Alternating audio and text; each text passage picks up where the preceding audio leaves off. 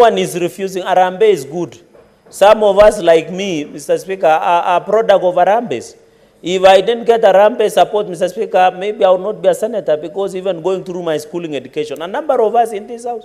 So let us not lose the real and noble intentions of Harambee.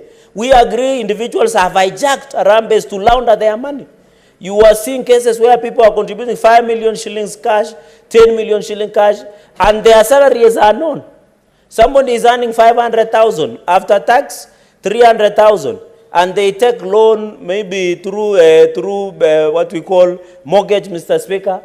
How can somebody contribute 5 million in Harambee, and yet we know your salary, we know your cows, we know where what you do? Mr. Speaker, I agree. There was a problem where Harambees were being used to launder public money. But, Mr. Speaker, we should not kill the spirit of the Harambee. Harambee is good, and I've said, Mr. Speaker, for us who grew up in the village, it is because of Harambees that we went to schools. It is because of Harambee that kettle dips were being built. It is because of Harambee that we have good places of worship, Mr. Speaker. Mr. Speaker, at the end of the day. So let us not lose that good intention. Mr. Speaker, solicitation members or public for public or private benefit, I agree, Mr. Speaker. I know people who do fundraising, Mr. Speaker, for their own selfish benefit. We must root out such individuals. If you do an Harambee, it should be something. We don't want also Kenyans, Mr. Speaker, to do an Harambee to buy a vehicle or to build a personal house or to buy a good suit. We must agree that Harambees are important, Mr. Speaker. They assist in alleviating economic burdens, Mr. Speaker. Mr. Speaker, I think on regulation, I have insisted that let us know the target. In fact, Mr. Speaker, I'm proposing a committee of the whole. When an Harambee is being done, before a permit is issued, Mr. Speaker, if a target is beyond 1 million, let us say you need a permit from target of 1 million. But below 1 million, let us just notify the local administrator like the chief or Mzee Amita, Mr. Speaker.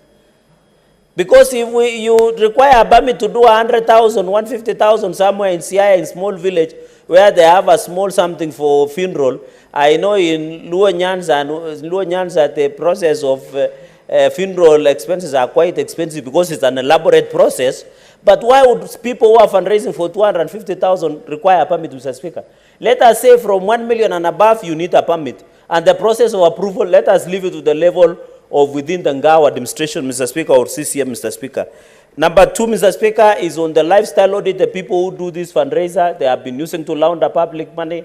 Let also lifestyle be audited. If lifestyle audit is done, we don't need this law. If you lifestyle audit for individuals, Mr. Speaker, we suspect, Mr. Speaker, I'm rushing through so that my colleagues can. In clause number 11, Mr. Speaker, I'm happy. And I want to, Mr. Speaker, you saw my county assembly yesterday when the ad hoc report was being tabled to try and redeem Nandi County from bad governance of Governor Sang, Mr. Speaker. They ended up disagreeing, Mr. Speaker, because people are stealing to go and give in public. People are stealing county money to go and do big fundraisers, Mr. Speaker. In fact, Mr. Speaker, when you find my governor in public Harambees, like Governor Sang is giving 1,500,000, yet we know the salary. That is how corruption thrives, for example, in Nandi, Mr. Speaker. And I want to thank the great people of Nandi for coming out in large numbers yesterday, up to midnight, Mr. Speaker, to defend and protect their rights, Mr. Speaker. Even I'm happy, I want to tell the church, the religious organization, Sadaka Ijaguswa. So I heard a senator saying when he appeared before the church, the pastor was preaching that this public fundraiser, I want to assure the church and religious organizations. Mr. Speaker, I know Pastor Nganga and the rest of retinue, Pastor Nganga and the rest of preachers might blame the Senate. I want to assure Pastor Nganga and the rest, Mr. Speaker, that the Sadaka and tithes has not been touched. So it will not form part of public. So members, the issue of Sadaka, tithes, and donation to the church, and even joining membership of your organization, Mr. Speaker, shall not be touched.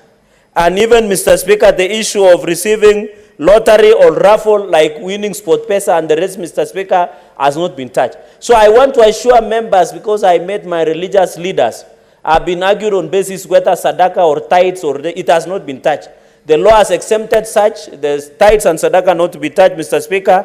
and therefore I want to agree. Mr. Speaker, moving on swiftly on